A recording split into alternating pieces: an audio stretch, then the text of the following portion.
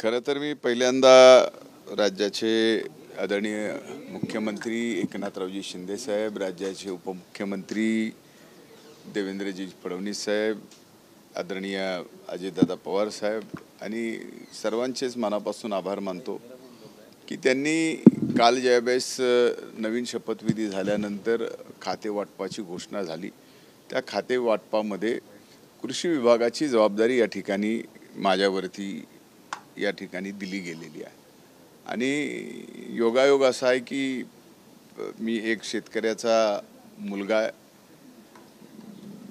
ऊसतोड मजुराचा मुलगा आहे, ज्याने ऊसतोडणी केलेली आहे आणि त्यामुळे स्वाभाविक शेतीचं आणि माझं एक आगळंवेगळं नातं आहे। त्यातून मला ही जिम्मेदारी माझ्या जन्मदिनाच्या पूर्वसंध्येला मिळावी आणि जन्मदिनाच्या दिवशी आपण आपल्या ज्या घरात जन्म आला त्या शेतकऱ्याच्या घरात जन्माला आल्यानंतर तो जन्मदिन कसा साजरा करावा, तर तो शेतकऱ्यांच्या बाबतीमध्ये काही चांगले निर्णय विभागाच्या बाबतीत आढावा घेत असताना काही होऊ शकतात का, याच्यासारखा चांगला योग माझ्या जीवनामध्ये कुठलाच असू शकत नाही। आजपर्यंत जेवढी काय माझ्या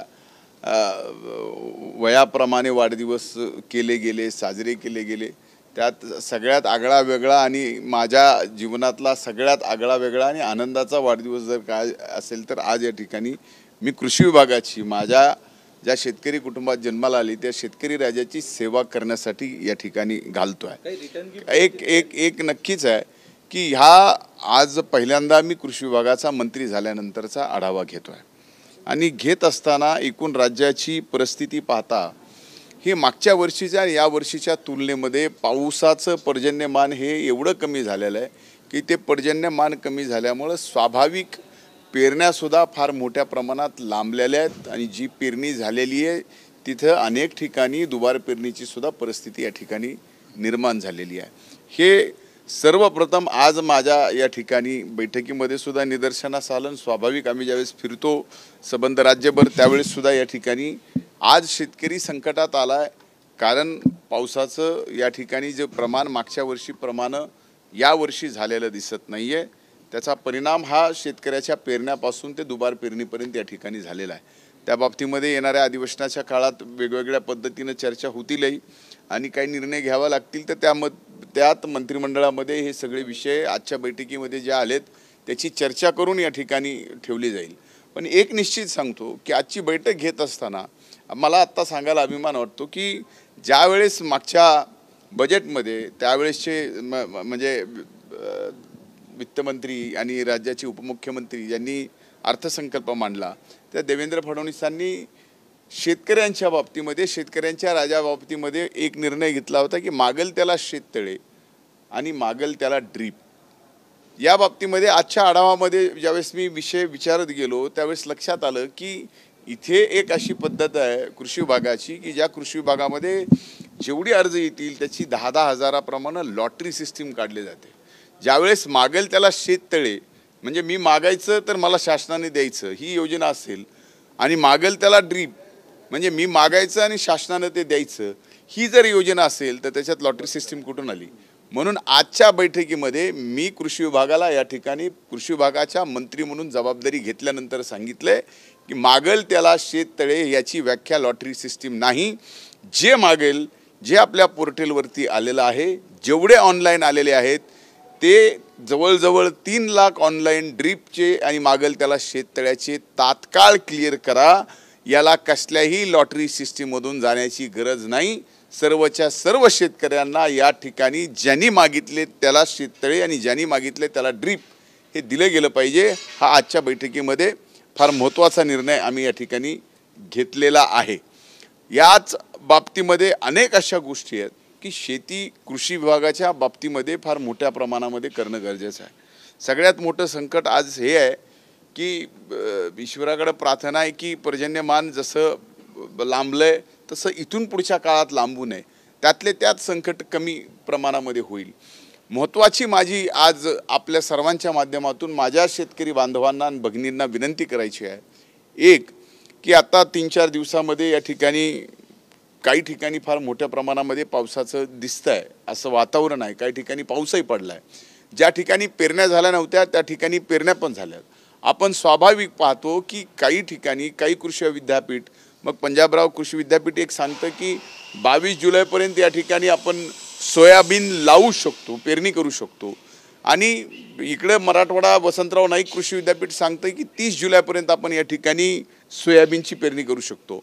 तर माझं असं म्हणणं आहे की ज्या ज्या प्रमाणामध्ये ज्या ज्या ठिकाणी पेरण्या झालेल्या नाहीत आणि आज कुठंतरी पाऊस पडलाय त्या ठिकाणी शेतकऱ्यांनी पेरण्या आत्ता करून घेणं 30 जुलैच्या अगोदर गरजेचं आहे। त्या पेरण्यासुद्धा या ठिकाणी होणं आवश्यक आहे। त्याचबरोबर ज्या ठिकाणी दुबार पेरणीची गरज पडणार आहे त्या ठिकाणी त्या बाबतीमधले आज कृषी विभागाला सुद्धा एक्झॅक्ट रिपोर्ट काय आहेत ग्राउंडवर, आणि प्रत्येक जिल्ह्याचा नाही तर तालुकानिहाय, मंडळनिहाय आज ही माहिती कृषी विभागाकडे आली पाहिजे की किती ठिकाणी दुबार पेरणीची आवश्यकता आहे, की ज्यामुळे उद्या चालून आपल्याला कृषी विभागाला त्या शेतकऱ्याला दुबार पेरणीसाठी मदत करण्याची आवश्यकता येऊ शकते।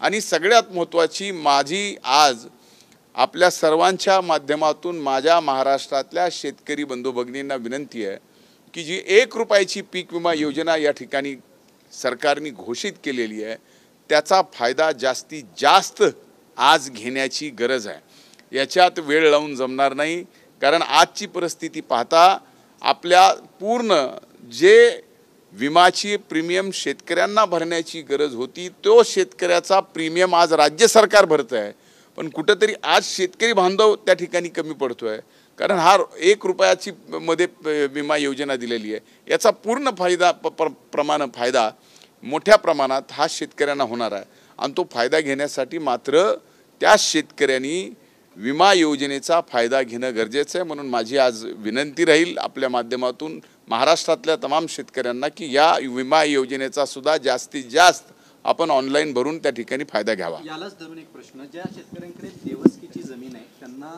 पीक विमा काढता येत नाही, त्याच ठिकाणी या जमिनी ज्या ह्या नदीलगत असतात आणि त्यामुळे मोठं नुकसान होतं, त्याच्या बाबतीत सरकार काही धोरण तयार करणार? एक लक्षात घ्या की वेगवेगळे पीक विम्याचे ट्रिगर जे काही ठरलेले आहेत ते ट्रिगर हे केंद्र सरकारने ठरवलेले आहेत। त्या ट्रिगरमध्ये आपण सांगताय त्या गोष्टी जर नसतील तर त्या ठिकाणी नक्कीच राज्य सरकार केंद्राकडे त्या प्रमाणे प्रस्ताव पाठवून त्या बाबतीतले बदल घडून आणेल।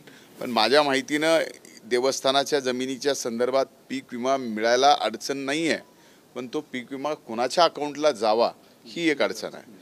दुसरा मुद्दा असा आहे की ज्या ज्या नदीकाठच्या जमिनी आहेत त्या नदीकाठच्या जमिनीला पीक विमा लागू नाही असं बिलकुल त्याचा अर्थ नाही आहे, पण नदीला पूर आला, नैसर्गिक संकट आलं आणि त्याच्यात ती जमीन खरडून गेली, ती त्या पीक विम्याच्या ट्रिगरमध्ये बसते, त्याला वेगळी काही योजना आणायची गरज नाही। हे माझ्या ओव्हरऑल एक शेतकरी असल्यामुळे मला जी माहिती ती मी आपल्याशी सांगतोय।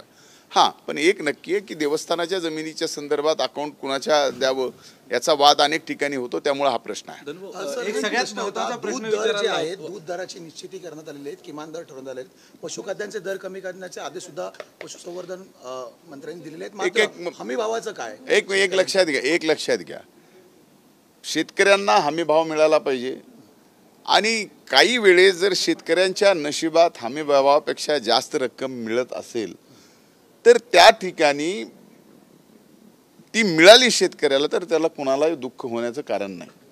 उदाहरणार्थ आता टमाट्याच्या बाबतीमध्ये अनेक उदाहरणं सांगितली, अनेक जणांनी टमाट्याच्या बाबतीमध्ये भाव वाढले म्हणून आंदोलनं चालू केली, काही मोठ्या मोठ्या अभिनेत्यांनी खरं तर त्यांनी एक दिवस टमाटर नाही खाल्लं तर काही फरक पडणार नाही, किंवा एक महिनाभर जरी टमाटर खाल्लं नाही तर एखाद्याची काही एकूण प्रोटीन व्हॅल्यू शरीरातली कमी होणार नाही।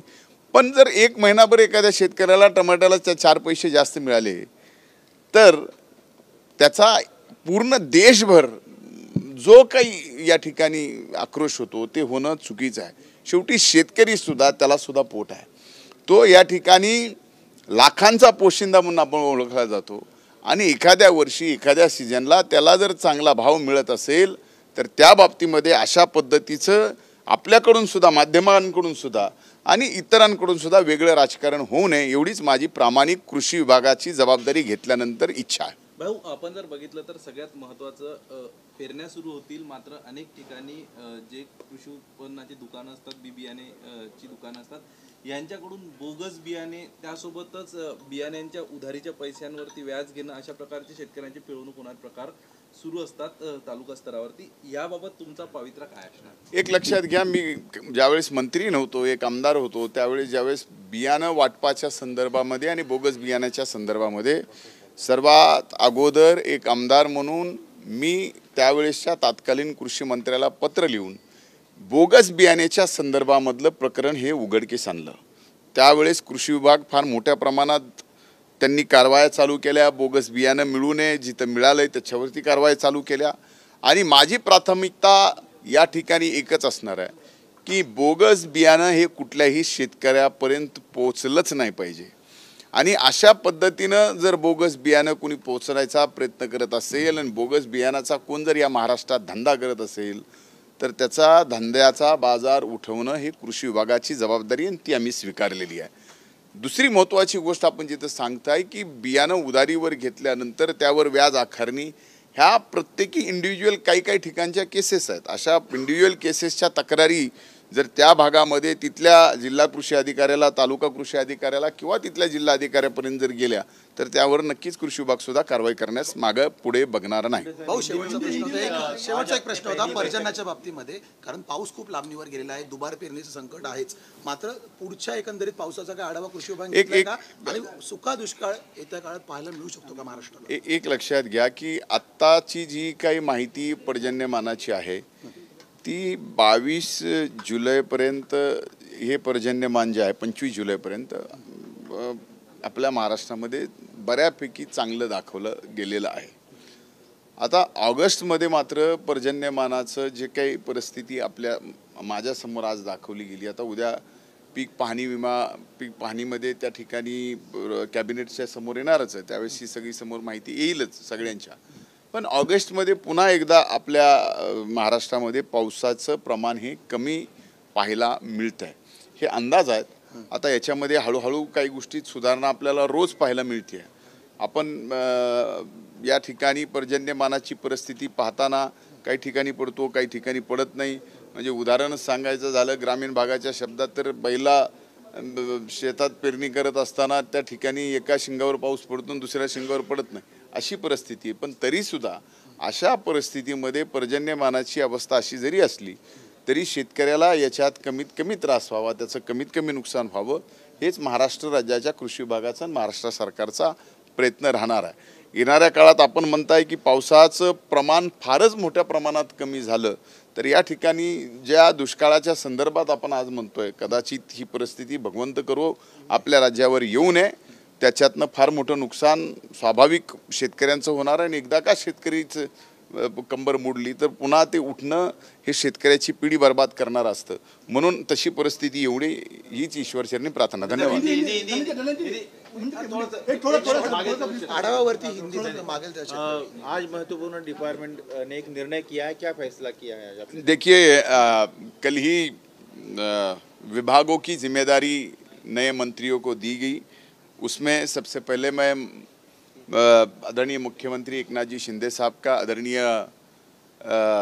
देवेंद्र फडणवीस साहब का, आदरणीय उप मुख्यमंत्री अजीत दादा पवार साहब का मैं शुक्रिया अदा करना चाहता हूं. मैं तहे दिल से उनका मैं आभार व्यक्त करना चाहता हूं कि उन्होंने कृषि विभाग की जिम्मेदारी एक कृषक का बेटा होने के नाते इस बारे में मेरे कंधे पे दी है. तो आज मैं वैसे कल जिम्मेदारी दी है, आज मैं इस जिम्मेदारी को लेते हुए, संडे है, शनिवार है, वैसे तो छुट्टी का दिन है, फिर भी मैंने मेरे विभाग का काम यहाँ पे चालू किया क्योंकि आज आप जानते हैं कि जिस तरीके महाराष्ट्र में बारिश की परिस्थिति है और इतर राज्यों में बारिश की परिस्थिति और महाराष्ट्र में बहुत अलग फ़र्क है. तो बारिश न होने के कारण बहुत सारे किसान महाराष्ट्र में आज मुश्किल में हैं. जिन्होंने उपजाव किया था वो मुश्किल में है, जिन्होंने अभी तक बारिश का इंतज़ार कर रहे वो उपज के लिए वहाँ पे बैठे हुए. ये सारी चीज़ें इनको देखते हुए हमने ये तय किया है कि पिछले जो अर्थसंकल्प के सेशन में जो निर्णय लिया गया था तत्कालीन वित्त मंत्री और उप मुख्यमंत्री देवेंद्र फडणवीस साहब ने कि जो मांगेगा उसको हम खेत का जिसको तालाब कहते हैं वो देने की बात उन्होंने रखी थी। और ड्रिप के बारे में भी उन्होंने कहा था कि जो ड्रिप किसान मांगेगा उसको यहाँ पे जो ड्रिप देना है वो दिया जाएगा।